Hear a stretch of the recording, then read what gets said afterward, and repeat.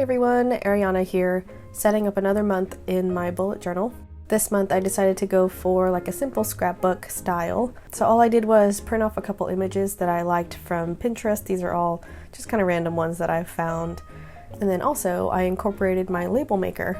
This is a label maker that I found actually at a secondhand craft store. I think I paid like less than $1 for this. And then all I had to do was buy some refill label tape off of Amazon.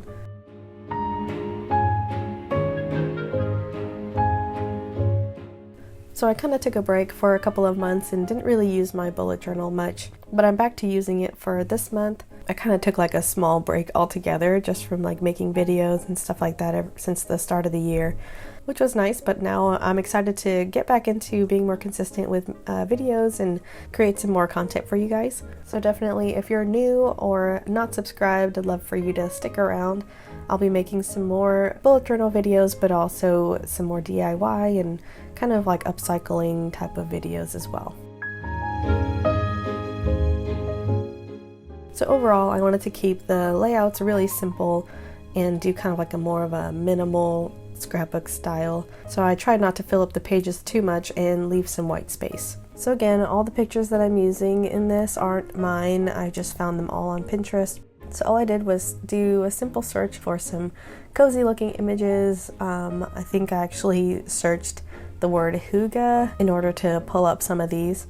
And my plan for using like the printed out book pages was to rip them and, you know, kind of make it look like more of a scrapbook look, which actually worked out really well. So if you don't have old book pages or newspapers or anything like that, just print them off from the internet. It looks pretty legit when you rip it. So I'm just going to use that in a combination of washi tapes that kind of match the color scheme, and as well as this Tombow dual brush pen that is in its like tan beige color. And of course all of the pens and different materials that I'm using will be down in the description box. I feel like the label maker really fit the theme perfectly and worked really well. And honestly, it's a really easy way to add some more interest into your journal.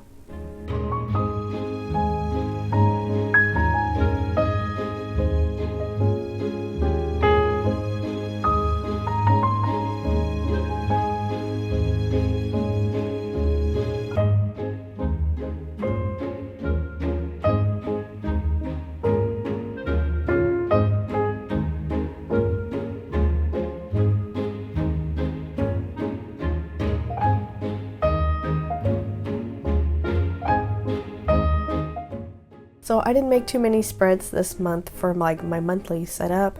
As you guys know, I like to keep things pretty simple, but I did include a habit tracker again this month, as well as kind of like a master to-do list kind of dump where I can go and list off all the tasks that I have that I want to get done and just need to put somewhere before I schedule it out during my weeks. For my habit trackers, I'm keeping them separate again. I kind of like doing this where you don't have just like one big chart with all your habits, but you have them, you know, on their own so you can really see how you're doing on each habit. In my previous setups, I did these little like monthly boxes, but this time all I did was just split the month up in 2 rows for my trackers. So I feel like it takes up a little less space, but it also still visually separates each habit.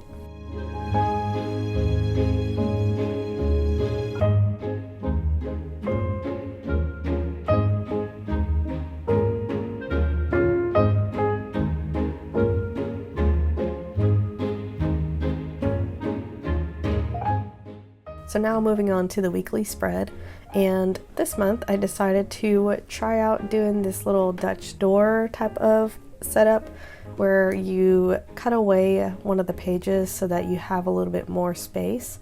If you haven't seen this type of setup before, basically it just gives you more space for each day within the same spread. So you're not having to separate the week out onto 2 pages, and then you're not having to cram the whole week like into one spread. So yeah, that's all the spreads that I'm going to do this month. Again, really simple. it just ends up looking really well put together just because of all the pictures and the different elements that you add in here when you're doing kind of like this little scrapbook style. And it's actually really easy to put together because of that, because you don't have to do extra drawing or anything like that. So if you're not really one of those people who like to draw very much in your bullet journal, this is a great way to kind of add some more interest and more of a theme or a style to your journal or your monthly setup. Also, let me know what you think about doing kind of a more scrapbook style bullet journal. If you like to do that, do you like to paste things into your journals, or do you prefer to draw or doodle or color?